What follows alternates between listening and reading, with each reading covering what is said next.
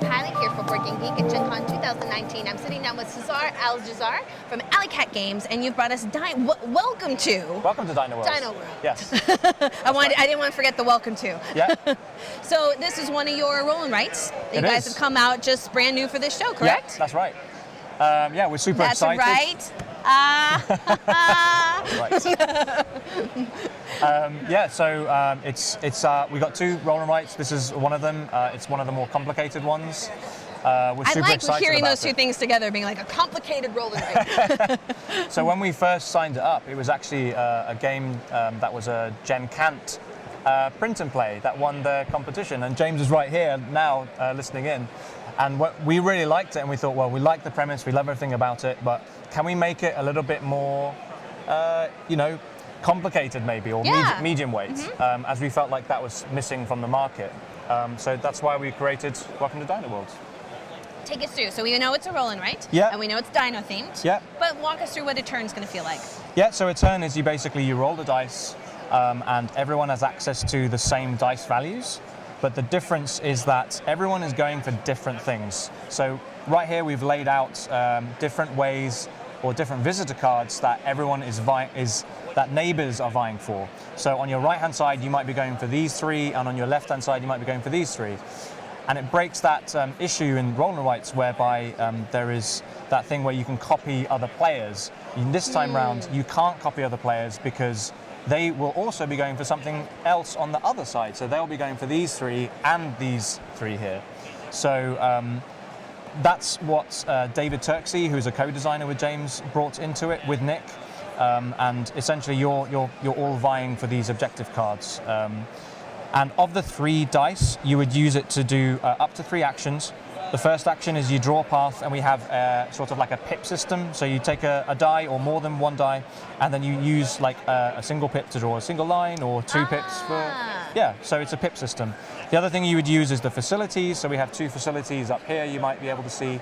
And these change the game in certain ways, and encouraging you to, score in different ways, basically. Right. And I think we have 8 in the game, maybe 9 or 10. And the final thing and the most important thing is obviously the dinosaurs themselves. So we have this graphic whereby it tells you what dice values you can use to draw them. A line to indicate you need a path because the visitors need to see them. And then basically how big the enclosure needs to be, as well as the generators. So this is actually just the light mode that we've shown, but there's also a danger mode for people that once they've graduated from the light mode, they can try the more dangerous version. I really like the fact that there's something called the danger mode in the roll and write. It makes me think like the pencil's getting stabby. All right, so what does the danger mode then bring? So we don't have the danger mode here, but essentially it has a threat and a security track level. So every time you build a herbivore, it will increase the threat by 1. If you have a carnivore, it will increase the threat level by 2. Because obviously they like tasty humans, right? Right. So if a balancing act then of not getting that threat inching up too high, or mitigating it with some of the security. Yes. So the security exactly mitigates that. But as you add more security to the park, you're effectively losing more and more victory points. So when you get to the end and you realize, oh no, I need more security, well actually you're scratching off more victory points. Oh. Yeah, so it's sort of an inverse loss of victory points. And then it looks like we also have a public objective that I'm guessing is just available to everyone at large. Yeah, so this is available through our store. There are a whole range of public objectives, and essentially players will vie for that one by itself, and the first player to get it will get 12 points, and everyone else who completes it gets 7. Now, do you have more of these achievements than are represented here? So there's a lot of variety in the game, not just in how they're shuffled up, but that you may see ones that you didn't have in the game before. Oh yeah, for sure. And I think we calculated it, and it's literally like 1 million different combinations that every time you sit down, that there's one of those 1 million you'll have a chance to play.